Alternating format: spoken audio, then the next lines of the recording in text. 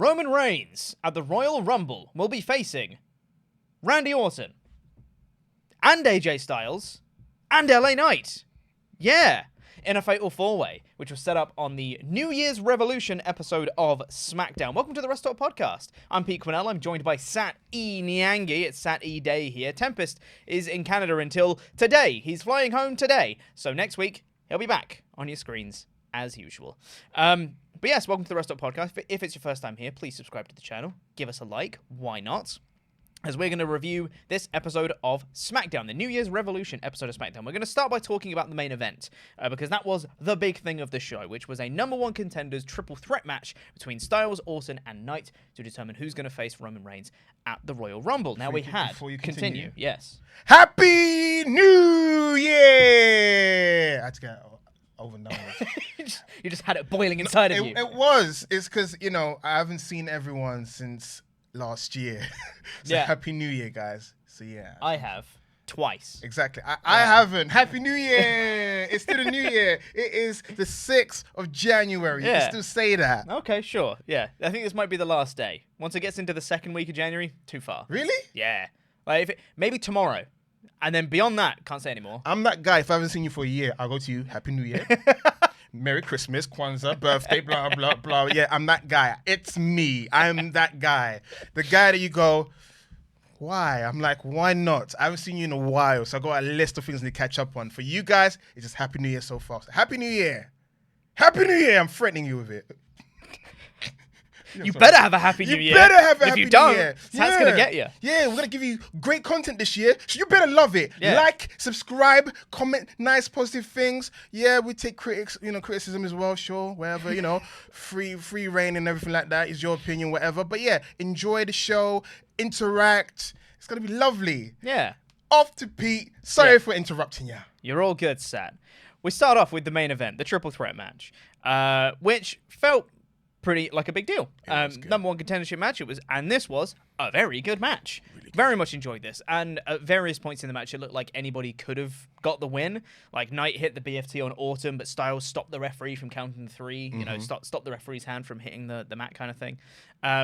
And at one point, Orton hit the RKO off Styles doing a springboard, but Knight returned the favor, pulled the referee out the ring to stop him getting the thing. Bit of a heelish move, but it's okay. I think it's fine. How's that heel? I want to win the match. I don't care if you boo me. It's not about you guys. It's within the rules, but also a bit don't hit the ref kind of thing. It's just like a moral thing. You know what I mean? Yeah, it's fine. Moral schmoral. It's no DQ. I can smack you. You own many different referees. Send me another referee. Just go to the ref. Just like, it's within the rules, mate. What are you going to do? It's true. It's no DQ. I'm like, Otis, send me another referee. I'm ready to win the match. Why not?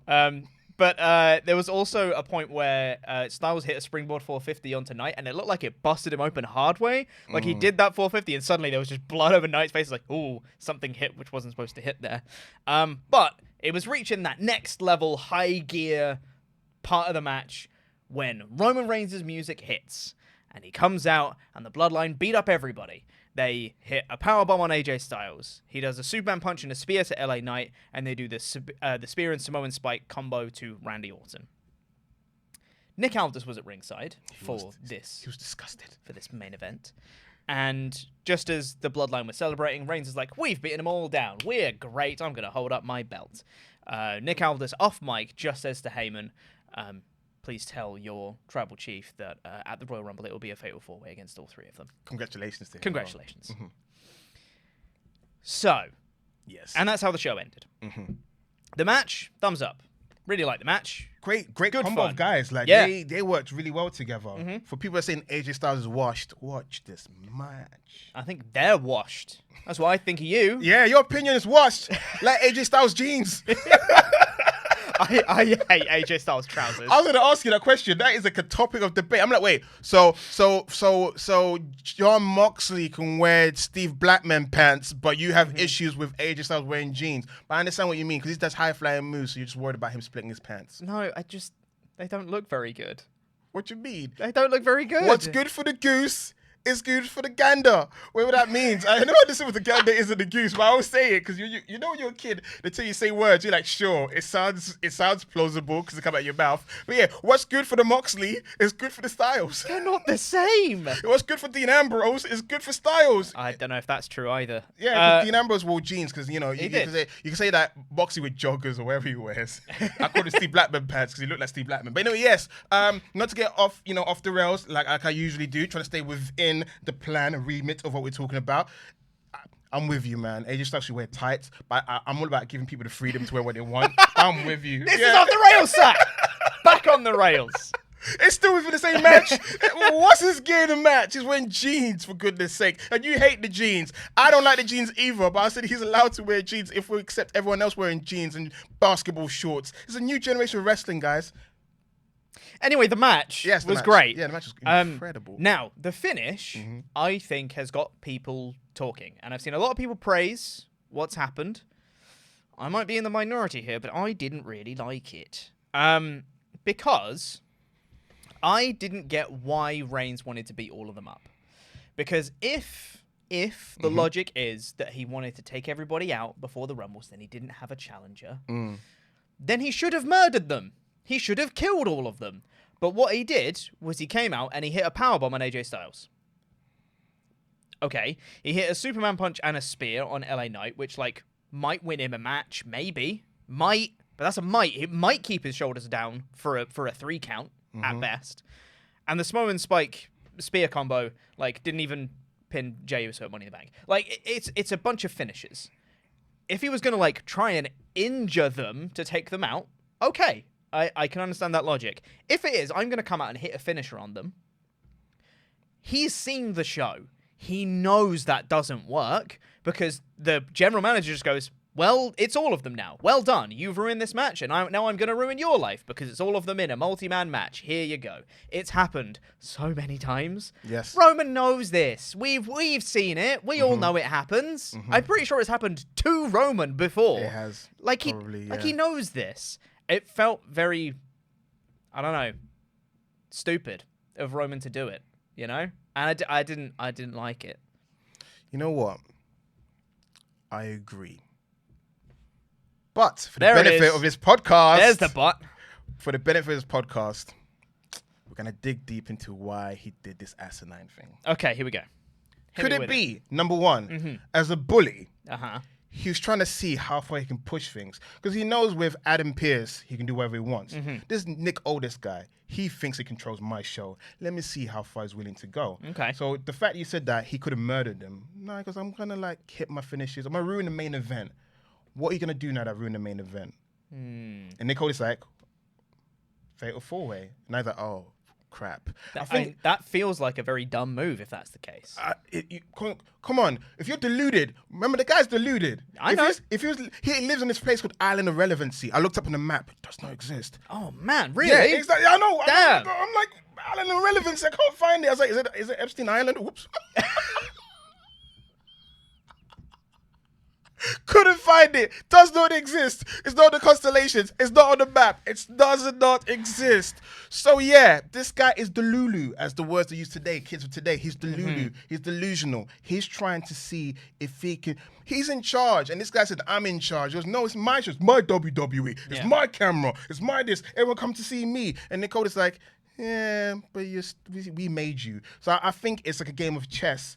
He's playing with Nick Aldis to see how far he can get away with it. Because you're right, he could have taken him out, but I think he just wanted to be a nuisance and be like, nah, I don't care for this match. Nah, this match is not going to happen. Because in his mind, like, if I scrap this match, I don't have to wrestle. Because think about it. Have I been wrestling the last few pay-per-views? No. Maybe I want January off. Maybe I want another vacation in the Island of Relevancy. You know? So I was thinking, you know, maybe it's more about exerting his power, wiggling his toe in the pool. Sure. I still think it's dumb. Like, oh yeah. Listen, I can't absolve dumbness, a dumb heel move when it's not meant to be a dumb heel. It's meant to be a Machiavellian type He's meant to be a very smart heel, and I think that's why it grates me too much. If it was Grayson Waller doing this, I'm like, okay, sure, yeah, whatever, he's dumb. But if it's Roman Reigns, the ever calculating, manipulative Roman Reigns doing all this, I'm like, I don't think he'd do that. But you know? But you know what happened, people? Alleged smart people with power do dumb things, like, you know, they do Brexit and stuff like that. So that's, you know what I'm saying? So Roman Reigns, after a while, when you get drunk with power, you do dumb things. That's what happens. You're sure. Things, yeah.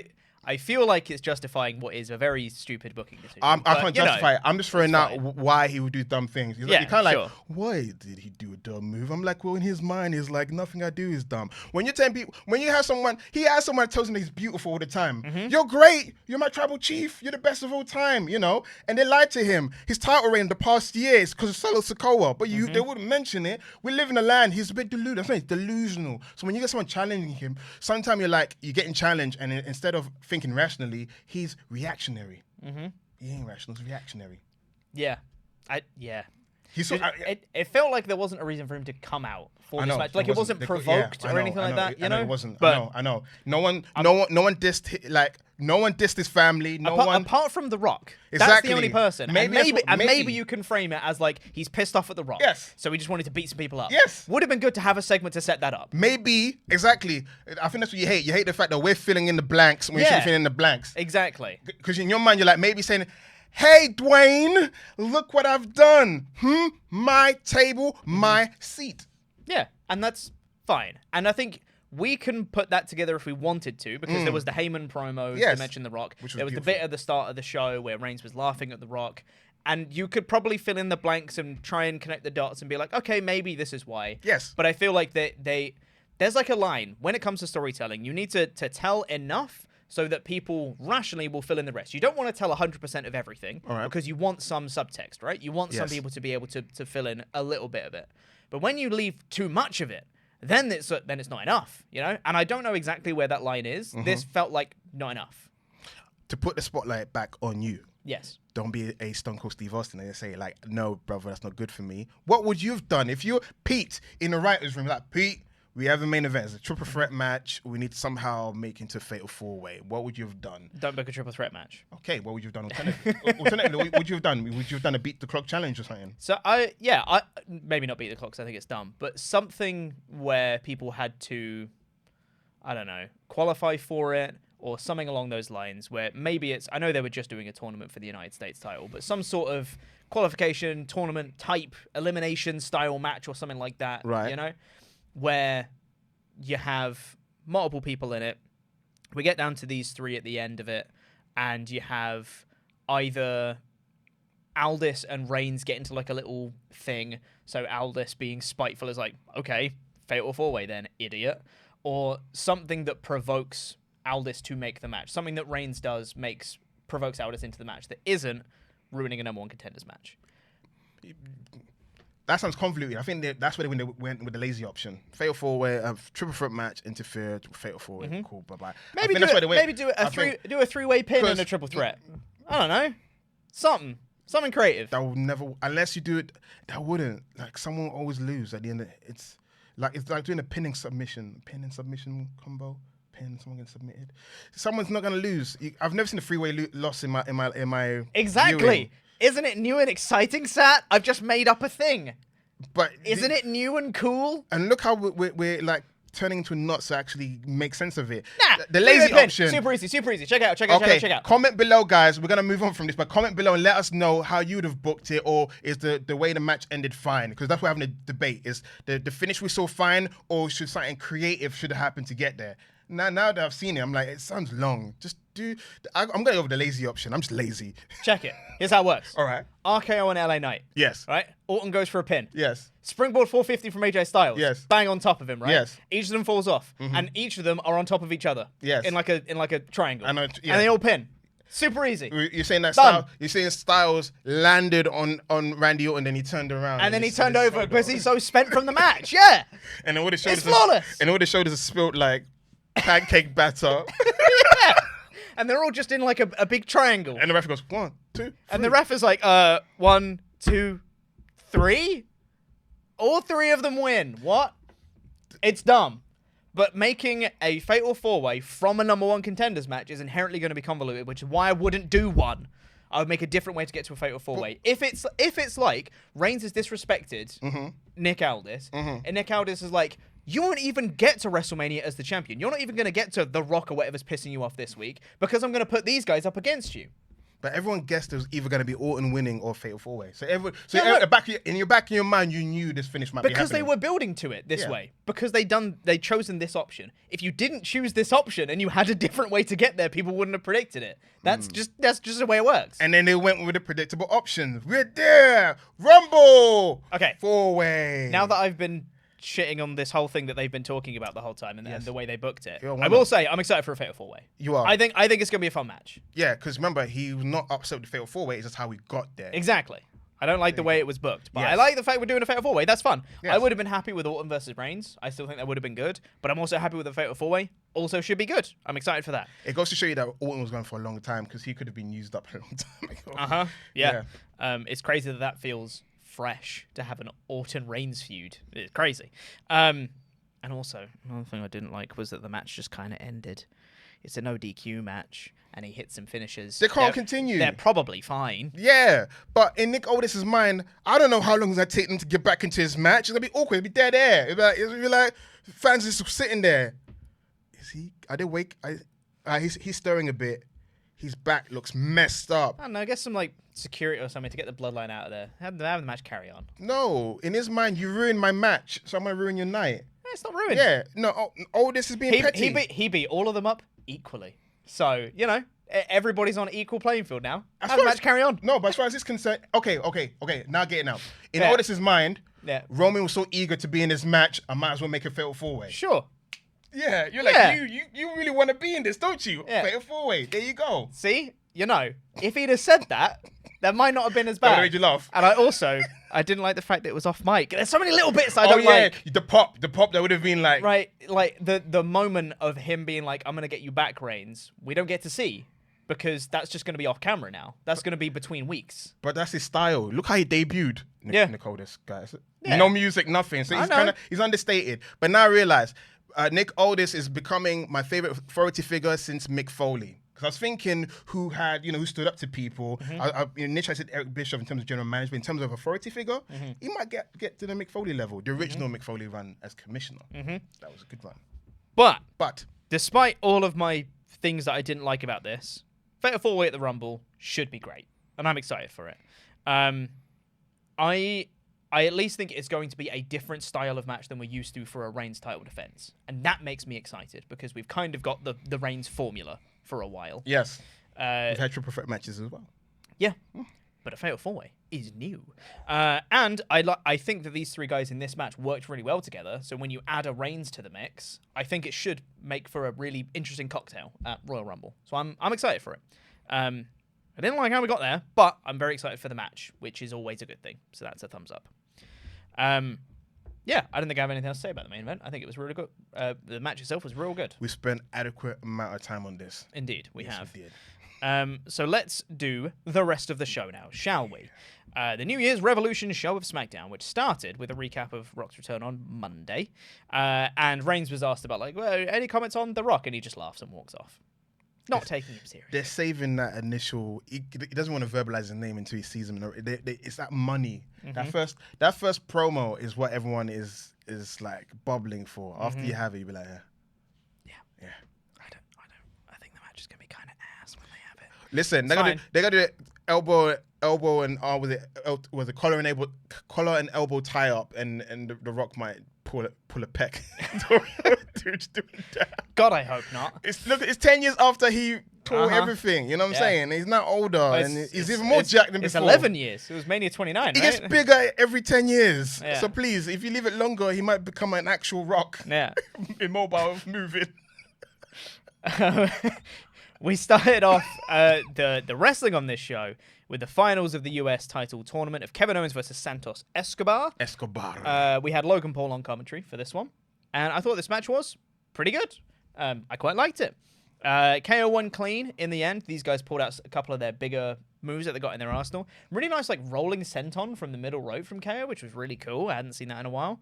And yeah, I thought it was real good. a very good match, and KO won clean with a stunner. So it's going to be KO versus Logan Paul at the Rumble. It was a great start to the show, and also little nuances. Angel and Humberto came out with Santos in the beginning, and you had the former Legado guys, LWO guys of Cruz and Joaquin come out to even the odds and alienate the guys away from interfering in the match, which was good. And that was like right at the start as well. At the start, yeah. So it wasn't. So like, they just had a match, which was good. It's a straight up match, and also Logan Paul made an appearance. He did some commentary. Someone must have smartened him up about when you make fun of KO, also compliment him because he was more complimentary. He was really trying to compliment. He really wanted to be a dick and just be like, "Oh, I don't care about anyone. I'm the greatest." And then he was like, "But I am impressed with Kevin Owens." Yes, yes.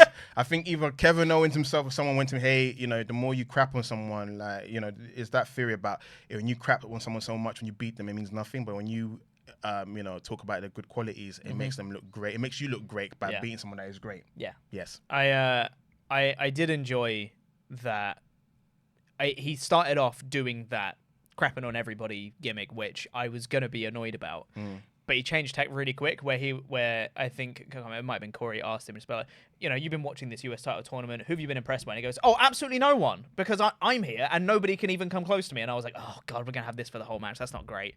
And then he was like, "But you know, I got to give it to Kevin Owens because you know he's putting up a good fight and all that stuff." I'm like, "Okay, that's something. That's an improvement. He can be that heel dick and also admit like he doesn't want to admit it, but yeah, all right, he's good." Like, that's good. He is a natural born sports entertainer. Like Logan Paul, you know, I heard of him as a YouTuber and, you know, influencer boxer guy. But as a wrestler, because I know people have opinions on him, on his real life personality and his actions or whatever. But in terms of forget anything you know about him in wrestling world, he's incredible. He's incredible. I agree. Even though the little things he does need to fix up on is the storyline telling, because he can do the moves. You know, the one who goes, "I can do moves, baby." He goes, "Nah, it's just not the moves. It's what you do in between the moves that he needs to get better at." If he had NXT run, he would get better at. But in terms of like everything else, top notch. Promo is believable. It doesn't sound like he's reading from a script. You can tell he naturally been talking crap since he was a kid, so it helps him, you know, lay, you know, the talking points really well. Yeah. And speaking of, after this match ended, Logan Paul did a quick promo as well, kind of crapping on Canada because they were in Vancouver and Kevin Owens is Canadian. But there's no way that a Canadian's going to win this US title. Sports reference. Everyone the booed Canucks, him. the Canucks haven't won in a while, blah, blah, blah, boo. Boo. Something about a Stanley Cup, I think. Yes. And then Kevin Owens just knocks him out with the cast. Have you seen the photo that Logan Paul posted? No. Apparently he got him real good. Oh. He's got a little shiner on the side of his face. I wonder how much is that as a receipt. Yeah. It was funny. Yeah, it was good. I like that. And again, excited for that match. I think it's going to hump when we get to I Rumble. know, but you know, it's obvious who's going to win the match, because in my mind, I think it's going to be LA Knight versus Logan Paul, because they already set the 100%. seeds for that match to happen. Yeah. So for KO, they give, you know what? Not either if. It's been telegraphed. Waller and Theory are going to interfere at the Rumble. Maybe Cameron Grimes, it might be the little buddy who just can't stop. He can't get there in time. Yeah, but yeah. I do think it's kind of be telegraphed how the match is going to go. Yeah. I mean, I don't want them to interfere because I think KO and Logan can have a great match just by I mean, like themselves. at the end. I mean, Yeah, you have to protect KO, because I don't. KO shouldn't be losing to Logan Paul. I'm off that mindset. But if they are gonna do it, please protect him. This is KO. Yeah, that's fair. Backstage, Cameron Grimes said hello to Logan Paul, Grayson Waller, and Austin Theory, and said, "Nice to see you met Kevin." And then they go in like, "Oh, what? I know. What? Could you believe it? Could you believe And that? then they shoved him a bit. Could you believe that's that's what it. you do with Cameron Grimes? You just come, nice to meet that guy's got so much charisma, so much you can do with him, and then wasting him. But then again, that could be a Karen Crossism, where it's like, we've got so much going on, we're gonna push him eventually. We've got so much going on. He's just a body right now, and he's proven that with patience, he'll push a wrestler. Yeah. It's just there's so much going on. He's like, you're not part. You haven't made a cut. You're gonna be Andre the Giant Memorial Battle Royal. Okay, stop crying. You haven't made it this year. Yeah. But next year, I promise I got you. So yeah, it was kind of like, seeing him just be a guy. Yeah. It set up a match between Grimes and Waller for next week. We then had an in-ring promo from Bobby Lashley and the Street Profits. Lashley saying he wants to get back to the top. He wants to be the almighty again in 2024. He's coming for the gold or whatever. He declares himself for the Royal Rumble match. Street Profits saying they want gold as well, so they called out Judgment Day and been like, we want the tag belts, so keep your head on a swivel, Judgment Day. But then they were interrupted. Spooky Titantron TikTok. it's time. Wait, no, hold on, sorry. There it is. Karrion Kross. Spooky. The lights go out. Karrion Kross walks out onto the stage. There's Scarlett next to him.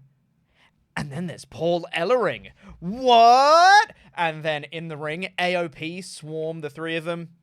Beat him down. Karrion Kross gets in. AOP hit a super collider on the Street Profits.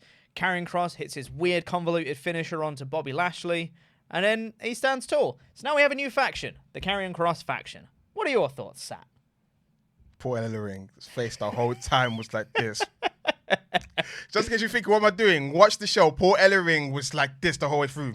He's got such a mean scowl. No, but he's also aged in the last 5-6 years, so he looks even more old. So it's like old man energy. Yeah, it's great.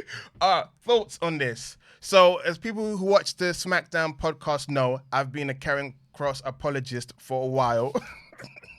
Because I feel like he has the look, the promo. They need to nail down the character to be a main eventer. I do feel like he is. Someone said it that he's like a Triple H by proxy. So Triple H sees himself in guys. Yeah. So in Triple H's mind, if Karrion Kross doesn't succeed, he's an abject failure himself. So he is like kind of like Bobby Roode and everyone. There's like Triple H variants. Karrion Kross is the spooky variant of Triple H.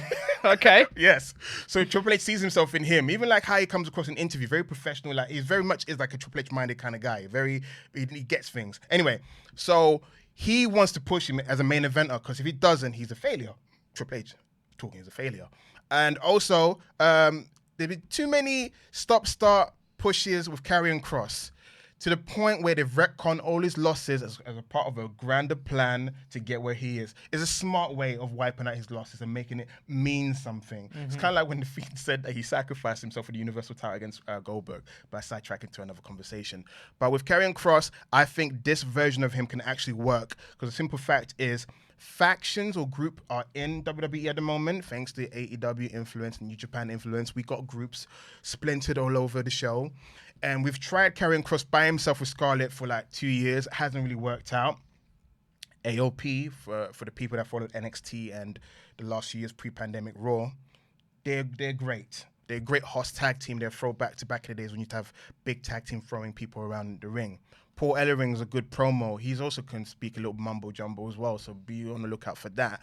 But putting them together is a great thing because the last time we saw AOP, they were disciples of Seth Rollins, who was the Messiah at the time. So they know about being around megalomaniacal people, cult-like figures. So it works in their arsenal because they've been stuck at home for over a year, being paid. Apparently. Crazy. Yes. I want their job. Yes. And then the thing is, I'm shocked about the fact they've been stuck for over a year is AOP is easily bookable in terms of putting other groups. There's been other wrestlers they couldn't put them with, you know. Who knows? Then again, who knows? Maybe they were going to be with Bray Wyatt and we don't know. You know, there's so many things that never come to fruition. But Karrion Kross needs this because it's been the same thing for 2 years. If we had another year of Karrion Kross with Scarlett, it would have been the same thing. So this is something different. And the fact that AOP is over with the internet crowd, because, you know, that's where we sometimes live, on the internet. And their opinions are spouted on Reddit and X, formerly known as Twitter. This is a good thing. I see this will work.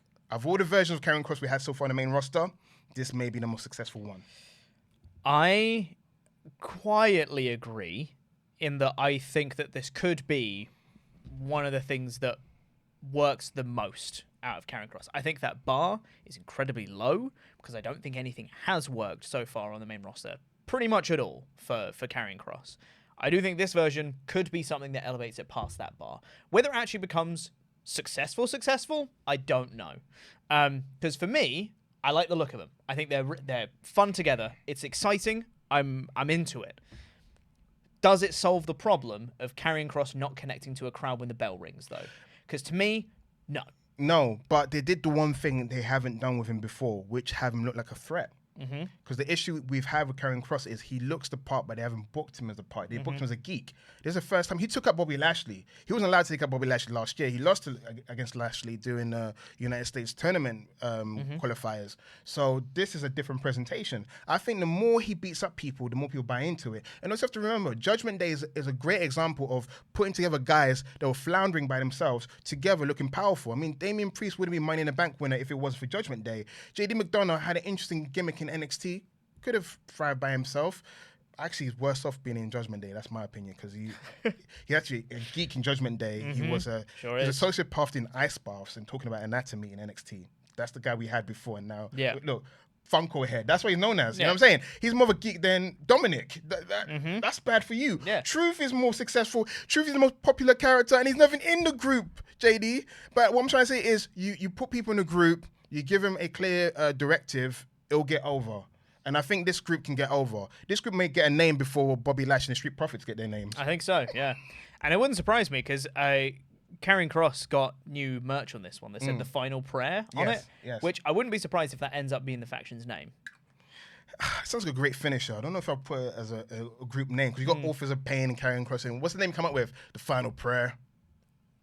Final prayer is a good finisher name. That's what I'm saying. It sounds like a great finisher. So to come and say, it's the final prayer have come out. I'm like, come on, guys. This is much better cult names, you know, the Age of Cross, the Cross Cult, or something like that, you know, the Proclamate, you know, there's so many things. The Revelation, the Reckoning, Final you can't prayer. have Reckoning. That's me or Yim. Can't have that.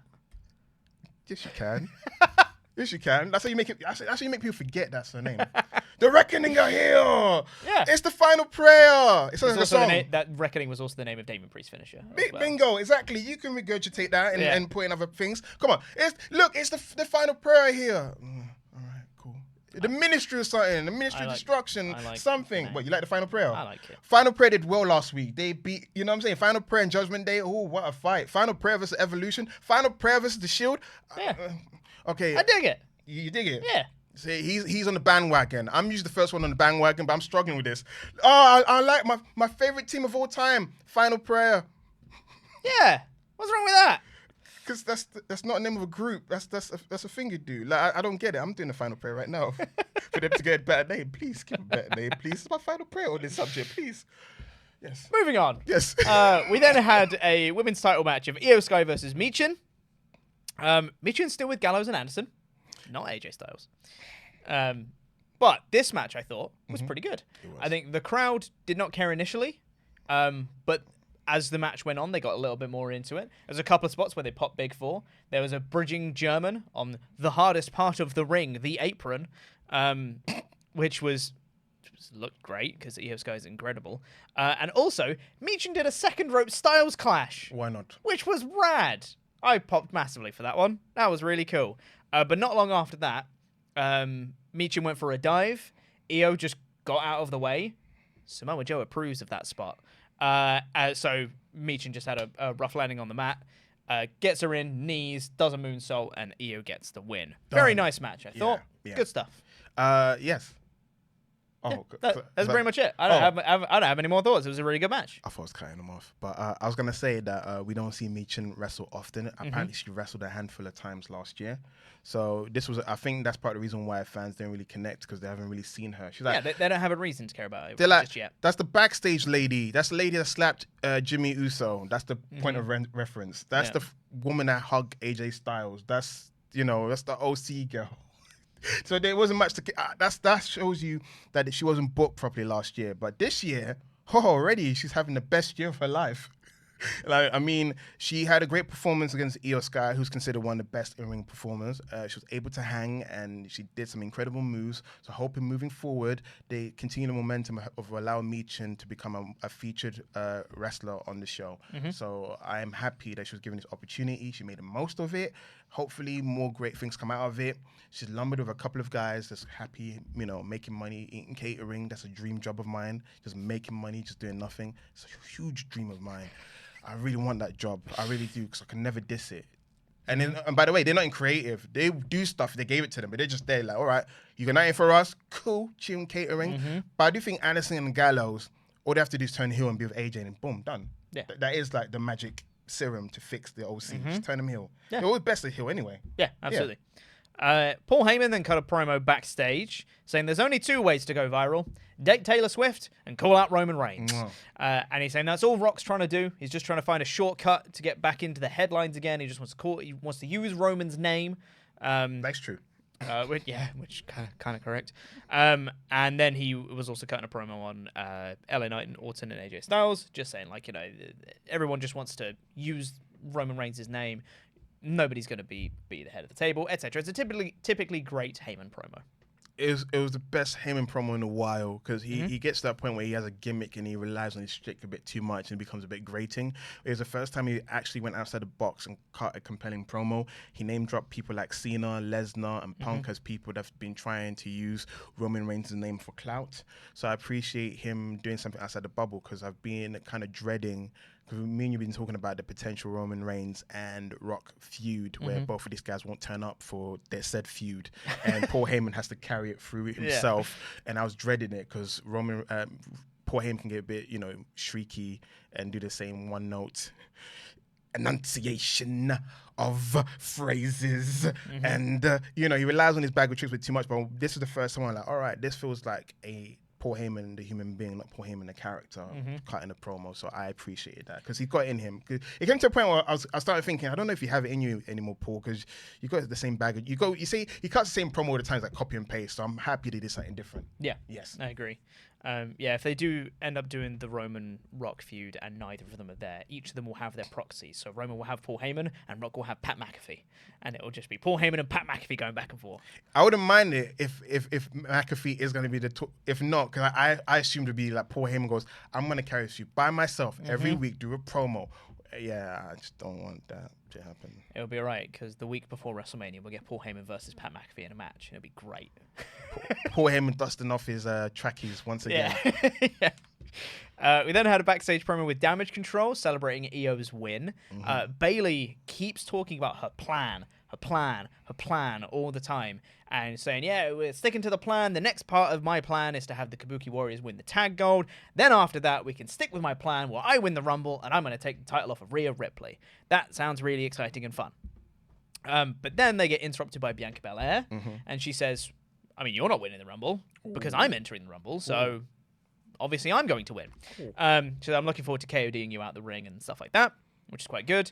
But then afterwards, we got a little spice into this segment where I believe, because my feed actually cut out for a little bit of this, but Me I believe, I didn't see the rest of Bianca's promo, just the ending of it. So she'd gone away, but then when it came back, I think EO said via Dakota Kai that Bayley needs to take care of Bianca Belair as the leader of Damage Control. You need to take care of the Bianca Belair problem because we don't want to ruin your plan. And I was like, oh, there's a little bit of venom behind that your plan thing that Dakota was saying. I was like, that's good. I like the little subtleties of where we're going. It's nice. It's so condescending. Yeah. And you see Bayley, she gets exasperated. She's more desperate each week. My plan, I'm a leader, because she knows deep down inside that she lost control of this. She doesn't know what's going on. She goes, there's new members in my group I didn't approve of, 2 of them.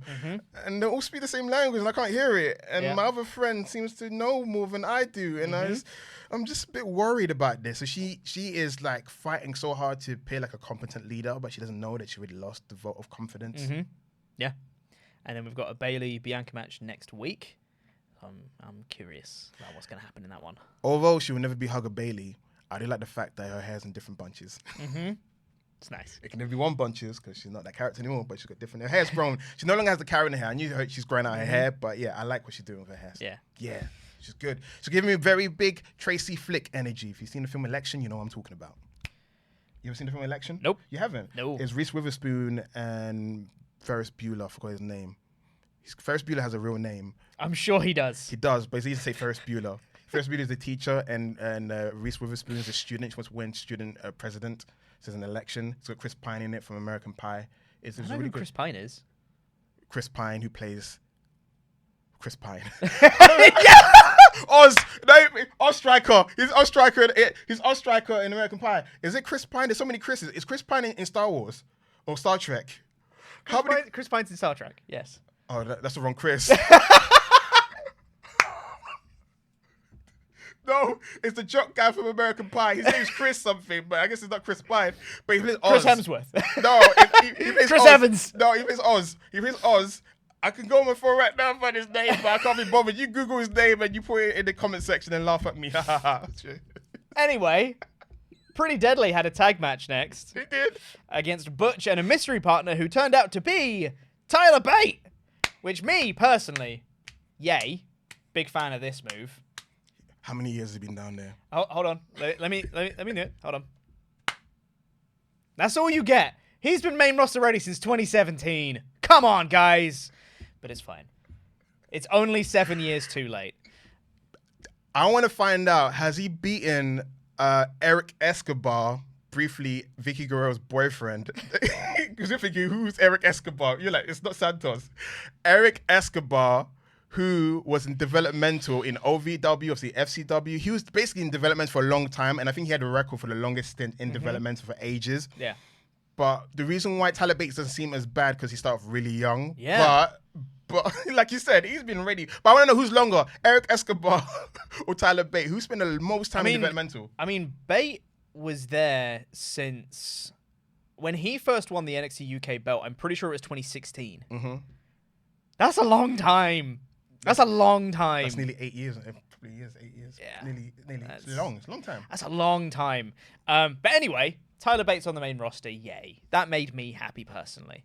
I thought it was bad camera work because you just saw Butch there and then like the Titantron changed and a couple of the people in the crowd went, oh, cool. And it was just a couple of people. Yeah. But we didn't see that. We just saw the Titantron change with no name or whatever. Then you just saw Tyler Bate walk out and it's like, who's the person? We should know who the person is. Come on. I want people to care about Tyler Bate. Make us care about him. Are we saying that, wait, no Kevin Dunn? Who are we going to blame now about this camera work situation? Yeah. Well, this wasn't too many cuts. This was not enough. Cut so we can see the name on the truck, whatever. And it was a shame that the crowd didn't care. But understandably, because they haven't been given a reason to care about Tyler Bate so far. I think it would have been a little bit better if they made a bit more of this. Because he just kind of was there. There was no promos or anything, no video package to explain who Tyler Bate is or anything of the sort for casuals, you know? Casuals? The crowd is what I'm talking about. No. I'm going to say you should know who Tyler Bate is. If you guys did a pop quiz, who's your first NXT United Kingdom champion? Who are you going to say the name of the person is, huh? It's Tyler Bate. They ain't going to know what NXT UK is. You don't know what NXT UK is? What kind of simple-minded wrestling fans are you? They're a WWE audience. They're the casuals. That's who we're trying to appeal to, Sam. See, so are you saying they should have pumped in some crowd noise to make it seem... No, not that at all. Never do that. Terrible. So the anti-popped it. Yeah, much better. Need real reactions. But yeah, I would have preferred it if they had made a bit more of this, because as it was, it just kind of happened. Yeah, it's some guy in a bathrobe. Yeah, and like the crowd didn't know who he was. They got alive for some of his offense. And for me, this is not a criticism of a WWE audience or WWE versus AEW thing or whatever.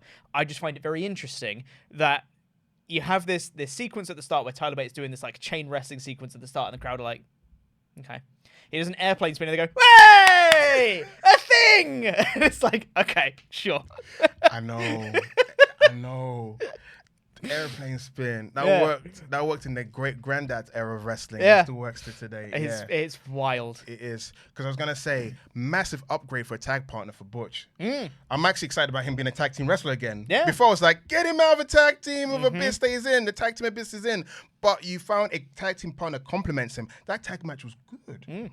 Also, if that's now a tag team, going forwards, this WWE tag division's getting real good. You know? Because you got Judgment Day. You got the Creeds now. Alpha Academy, currently. You got Street Profits. You got AOP. You got Dunn and Bate now. And probably some others that I'm forgetting. The OC, technically. Pretty deadly. Pretty deadly. There's more tag teams. There's more tag teams. Humberto and Angel. Humberto and Angel and LWO. Yes. That's like 10 teams. That's more than... That's nice. That's more... Yeah, that's solid. That's... on my hands, I can count actual tag team. Each side got their own tag team. It's good, right? Yeah, that's nice. Now just split up the tag belts. You can have two divisions, and Next, then we're fine. Let's get rid of the Bushwhacker Butch name. It'll confuse Yeah. people. They'll think that Bushwhacker Butch has been wrestling for the last few years. He Yeah, hasn't. exactly. It's crazy. Get rid of the name. Pete Dunne. He's more than ready for it. It's not like a Gunther situation where Gunther works. You don't confuse people by going back. I think people accepted it. With Butch, it's kind of like it's weird. It's like his name's Pete Dunne. Give back his name. Yeah, agreed. The match itself was fine. Tyler Bate got a lot in this match, which is good. That's the point of the match, to give him enough offense. And they won with a double Tiger Driver. I thought it was cool. Nice little spot. Pretty Deadly got nothing in this match. It's crazy. It was just a Dunn and Bate show the whole time. But yeah, it was good. For my Tyler Bate main roster debut match that I would book, but it's nice to see him there. But that's the I think that's the issue I've had with him. It's kind of like, what do we do with him? He's a good wrestler, but what do we do with him? And then debuted him as like, that's the issue we had. You see that anti-pop? There's nothing we can do with him now. I really hope not. His physical. No. I meant character. I think they struggled. How do they market him? But I'm like, just make him just do what he does. Make him wrestle. Bring the belt. I think the whole hair. I think this was meant to make him more marketable. It's kind of like the clean cut look was like, I can't really market. Of course you can. He had a mustache that you twirl, and that's the thing that you market. It's fine. What, Jim Enville in 21st century? Yeah. Everyone's got facial hair gimmick. Yeah, you gotta. Yeah, I thought it was good. It was nice to see Tyler Bate in the main roster. And then backstage, Nick Aldis sits down with Ashante the Adonis, of all people. Yes. And he says, I just really need an opportunity. I've been itching to do something for ages. I think I'm ready. I just need an opportunity. And Nick Aldis goes, okay, I've got some ideas that I think you'll be excited to hear. That's the whole segment. Now, do I think that this is a push for Ashante the Adonis? No. Do I think that this is a way to put him in a match against Karrion Kross and have him get murdered? Yes. That is what I think it is. And it's going to be like a Royal Rumble qualifier or something like that. It's like, here's your opportunity, and you'll be facing this man. In comes Karrion Kross, murders the hell out of him, and that's it. That's his opportunity. Are you saying his new gimmick is going to be underdog guy? No, he's not going to get a gimmick. That's the last we're going to see of him for ages. Are you sure? He's going to have the 1 week thing. He's going to have a match against Karrion Kross. Karrion Kross is going to murder him, and we never see Ashante again. And then we see him next week, and he wants another opportunity. And next week he loses. Nah, and the final week this is just a 1 week setup. That's it. Really? That's going to be the whole thing. He's a former Marine. He takes all the boxes WWE likes about him. Yeah. Because I know I'm with you. I would love for him to get a push. I just don't think he is. Unfortunately, yeah, I don't think I'm educated enough to critique him because I've never really seen enough of him. And unfortunately, he's always been the least charismatic member of Hit Row. He was the hype man. He didn't rap. He was just like, the hyping up the others that did rap in the group.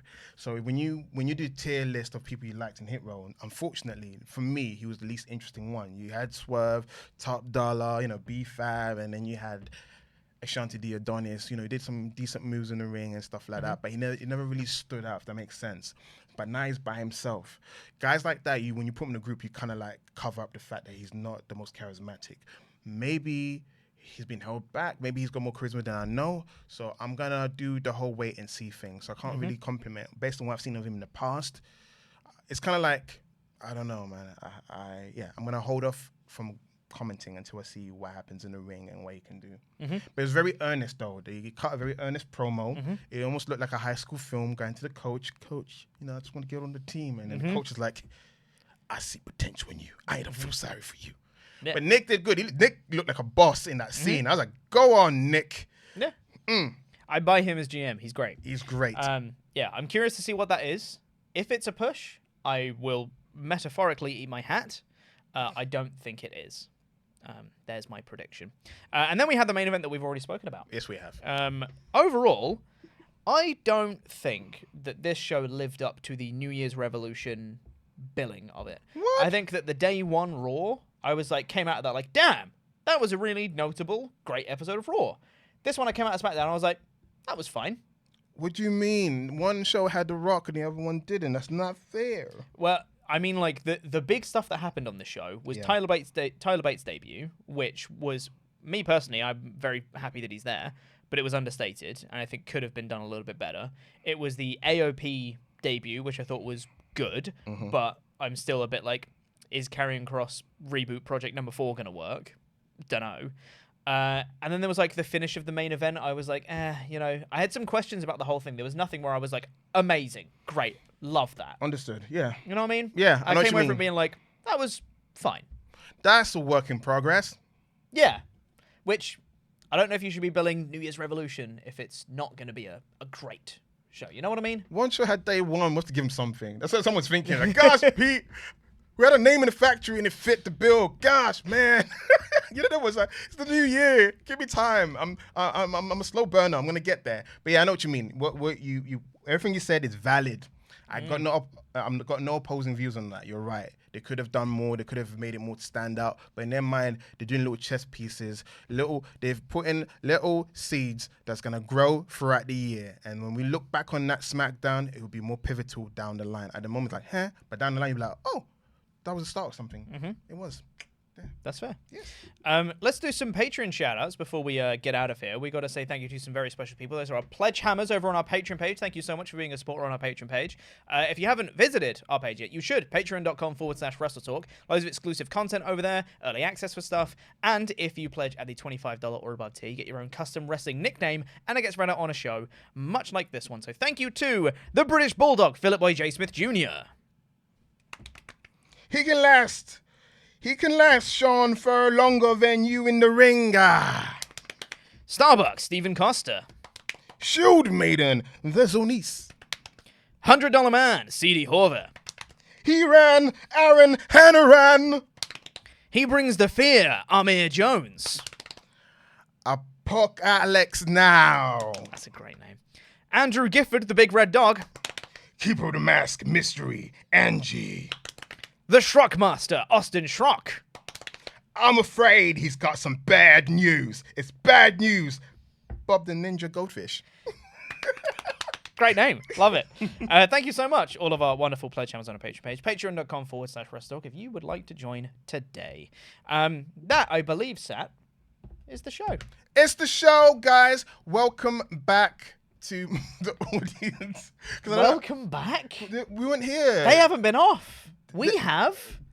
They haven't. I meant welcome. They've been here the whole time. I mean, welcome back to the show. The show's back, guys. We're back. We're not giving you guys clips and stuff anymore. We're giving you new content. We're back. Sat E days are back again. 2024. Expect more next week. I've got Tempest with me next week. We're going to talk about more SmackDown. Is Karrion Kross in the group still running roughshod? We're going to find out. Same Sat E time. Same Sat E channel.